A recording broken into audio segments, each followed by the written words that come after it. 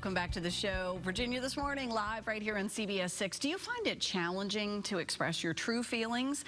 Our next guest will share 4 common reasons people hold back from expressing themselves. Joining us live by Zoom this morning, our great friend of the show, former United States Marine and emotional intelligence expert, Eric Rittmeyer. Eric, how do you do today?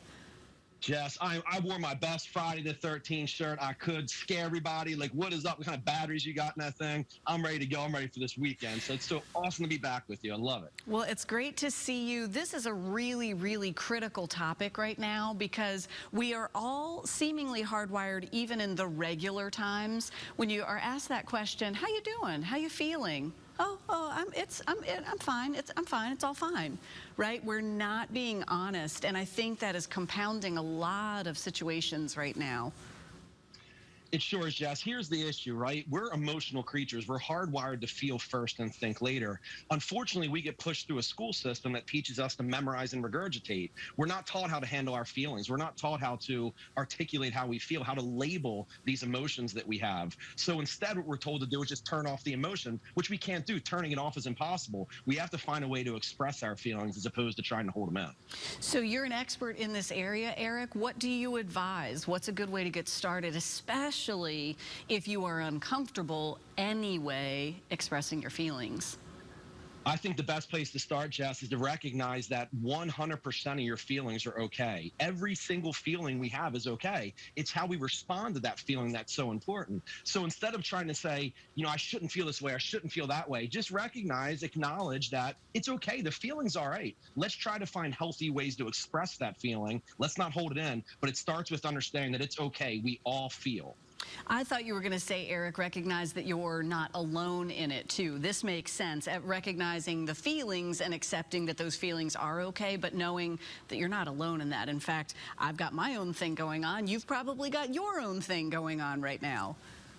And that's the second piece of it, right? We all do feel alone. We do this. And here's the issue with emotions. Emotions are person dependent. So we're each entitled to our own emotional responses to situations. Even though I might think yours is different than mine or mine's right and yours wrong, whatever, we're all entitled to that. When we feel something, odds are we're not the only one feeling that way. So we need to reach out to people that we love, people, friends, family, a doctor at some point. You might need to do that. But normally you're not alone with the feelings you're having. A lot of times people are going through the same thing. Eric, you mentioned something earlier about learning, you know, sort of processing. We've encountered this early when we were in school, in grade school, or even at home. How often did you hear, like, don't cry, you know, don't cry, or kind of move on, you shake it off, you're okay. So know that recognizing those feelings, but when we did express them, maybe you weren't necessarily rewarded for that. You're right, and this is a problem, especially with males, Jess, with boys. You know, we're just, unfortunately, boys are being raised right now to think that the minute they have any type of feeling, they're automatically be labeled as weak, and you can't, you know, suck it up, Buttercup, right? I mean, it's doing more harm than anything. There's an old quote, it refers to anger, actually, but it kind of goes with anything that you hold in. It says, anger is an acid that causes more damage to the vessel in which it's stored than to anything on which it's poured. So when we hold this stuff in, right, it's like, I'm a lot older than you, right? When I was a kid, my parents used to say, don't hold in your sneezes because your lungs will collapse. Same thing with emotions. I'm still wrapping my mind around, in the vessel in which it's stored is more damage than in which it's poured. So I'm processing all of that. Let's talk a little bit about this, Eric, when sometimes we're just, you know, we've heard a bundle of energy, which I definitely would categorize you as a bundle of energy. What happens when you're a bundle of emotion? We hear that, like you're all wrapped up in emotion and you have so many feelings that how do you begin, like, breaking them out? Yeah, I refer to this as emotional tornadoes, right? And this is where we just become so overcome in emotion that we're incapable of thinking logically. Emotion and logic are inversely related. So as we become more emotional, we become less logical, and vice versa.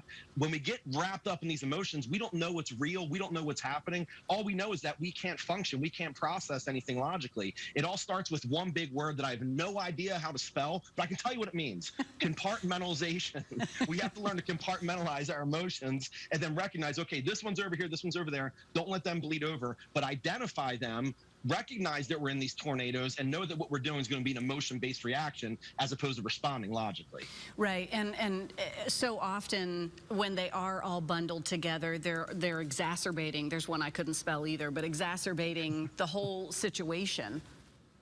Just fuels, right? It's like an onion, right? It's like Shrek. They're layers, Shrek. It's like layering, right? It's like all these different emotions. You take them individually, they're not that big of a deal. But once you layer them, all of a sudden, before you know it, it's overflowing, right? We're just overcome. We can't hold it anymore. It's got to go somewhere. Eric, a lot of folks, I would assume today, in the times that we're in, well, they are, I definitely know they're struggling, but they're struggling to wrap their arms around expressing emotions, because maybe you got by before, but we've all been pushed to a level now where this could be new for so many to be able to start to address and identify and break these things out. Yeah, and this is the crazy thing about this, Jess. Again, we just get no training on this, and that's how I've made my business out of this, because we don't get training on emotional control, and that's really what mental toughness and emotional intelligence is all about. So we now get put into this situation. I hear people say, "Well, we're all in the same boat." We're not on the same boat. We're all in the same storm, but the boat we came into the storm on varied on our level of mental preparedness. Some of us are on a 50-foot yacht that's fully staffed. Some of us mentally were in a 5-foot inflatable with a hole and one paddle. So we're not all in the same boat. We're all in the same storm. Each person's entitled to their own emotions. Reach out to people that you love. I'm sure they'll be willing to help. Man, same storm, different boats. Eric, great insights. Were you always this way? Good looking? Yeah, I guess so. The bald head. I used to have hair, believe it or not, Jess. I did. I had hair. You won't believe me. I'll show you pictures. I did have hair. All right. Well, we'll take it no matter how it comes our way. Next time you can share a picture. Eric, it's always great seeing you. You're so nice, Jess. Thank you for the compliments. I appreciate it. Absolutely. Have a fantastic weekend. And we'll share a little bit more information on this topic. And Eric Rittmeyer will have a link posted on our show website later today, WTVR.com/VTM. Welcome back to our live show on this Friday the 13th. Deborah, we're one step closer to the weekend. We're not scared that it's Friday the 13th. Nope, not even a little bit. Nope. We had a great conversation this morning with former United States Marine Eric Rittmeyer. Earlier in the show, we were talking about why some people tend to suppress their emotions. We wanted to bring him back before the end of the show. We were just buoyed by laughter with Eric a second ago. So, yeah, Eric, it's good to be working our way into the weekend here. You want to tell everybody why you were buoyed with laughter? It's because I showed you the last known picture when I had hair. Oh, that's why you guys are. Look at that. You see that shirt? Oh, all I see. Well, there's so much to see there, Eric. There's the sweet shirt, the kind of relaxed bowl cut. And I'm calling my mom after this. Seriously, I'm not.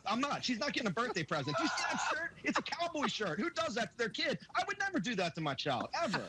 Good golly. I'm so glad she did for you, though, because we just got to enjoy it. But it was a sign of the time. Everybody got to enjoy this, right?